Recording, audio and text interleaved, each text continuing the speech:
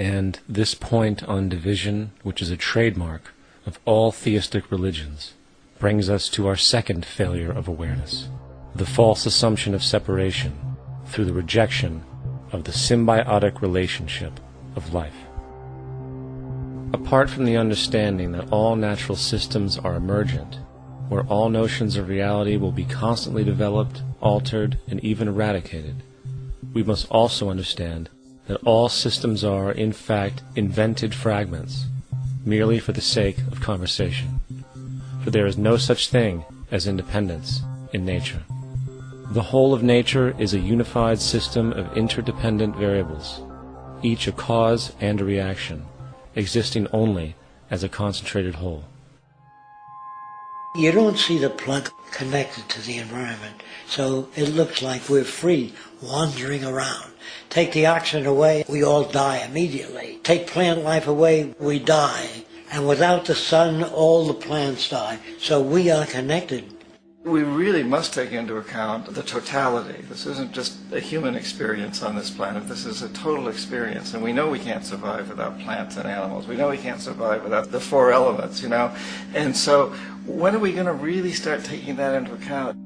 That's what it is to be successful. Success depends on how well we relate to everything around us.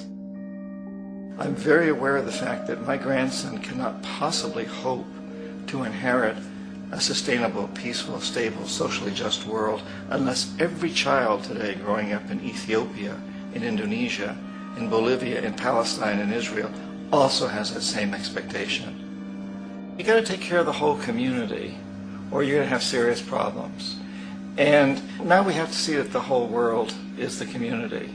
And we must all take care of each other that way.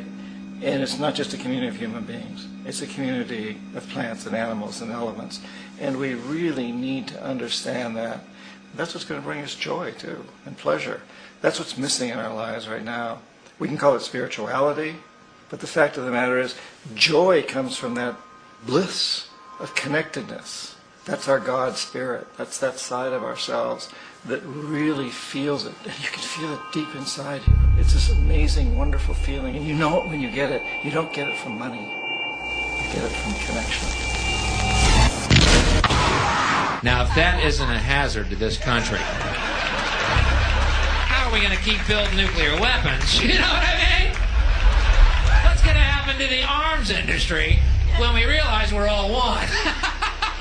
It's going to fuck up the economy. The economy that's fake anyway. The economy that's fake anyway. The economy that's fake anyway. The economy that's fake anyway. The economy that's fake anyway. Which would be a real bummer. You can see why the government's cracking down on the idea of experiencing unconditional love.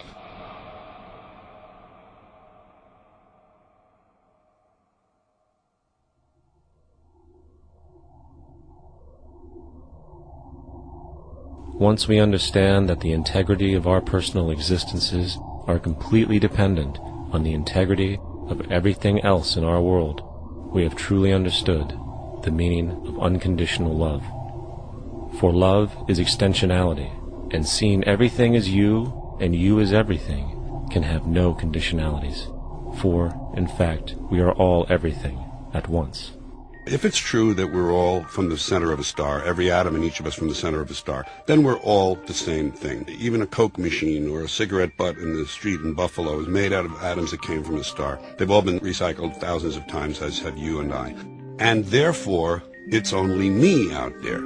So what is there to be afraid of? What is there that needs solace-seeking? Nothing. There's nothing to be afraid of because it's all us. The trouble is we have been separated by being born and given a name and an identity and being individuated. We've been separated from the oneness, and that's what religion exploits, that people have this yearning to be part of the overall one again. So they exploit that. They call it God. They say he has rules. And I think it's cruel. I think you can do it absent religion.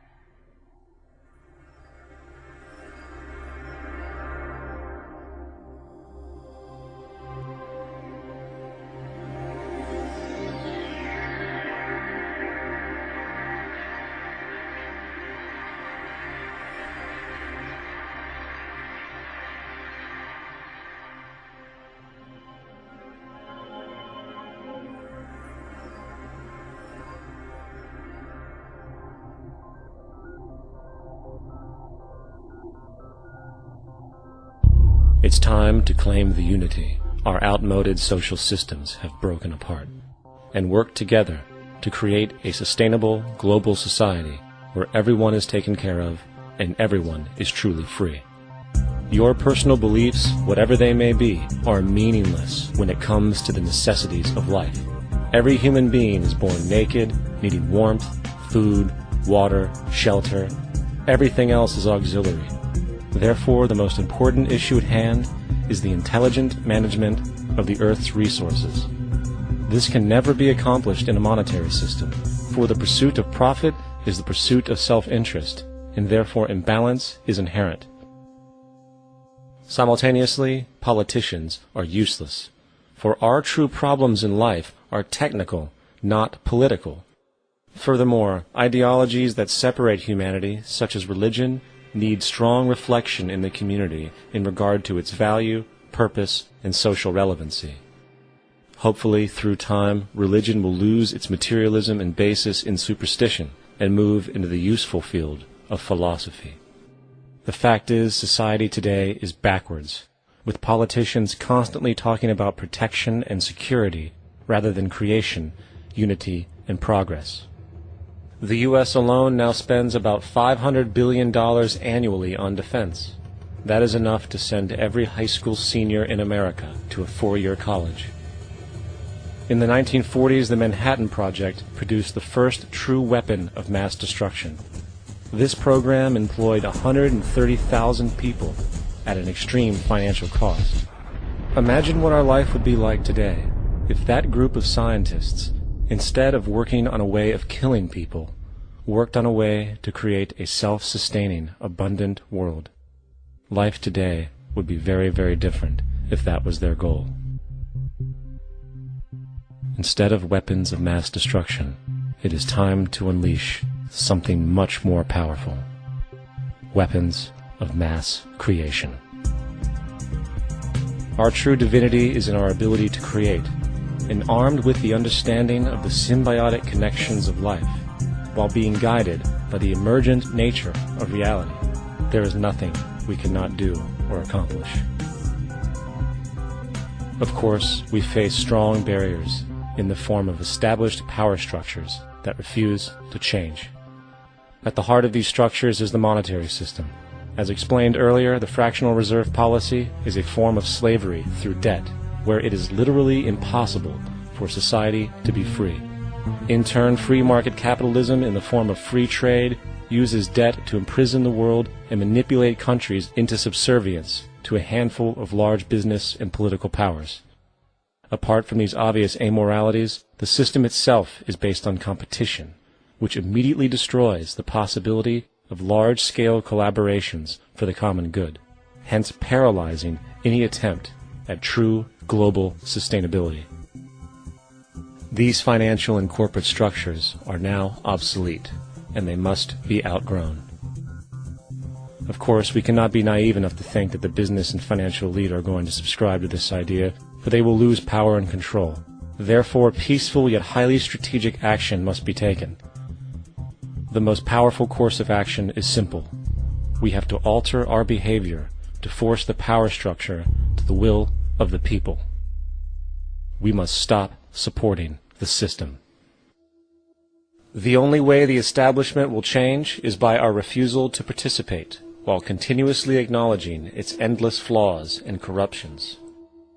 They're not going to give up the monetary system because of our designs of what we recommend. The system has to fail, and people have to lose confidence in their elected leaders. That will be a major turning point if the Venus Project is offered as a possible alternative. If not, I fear the consequences. The trends now indicate that our country is going bankrupt. The probability is our country will move toward a military dictatorship to prevent riots and complete social breakdown. Once the U.S. breaks down, all the other cultures will undergo similar things.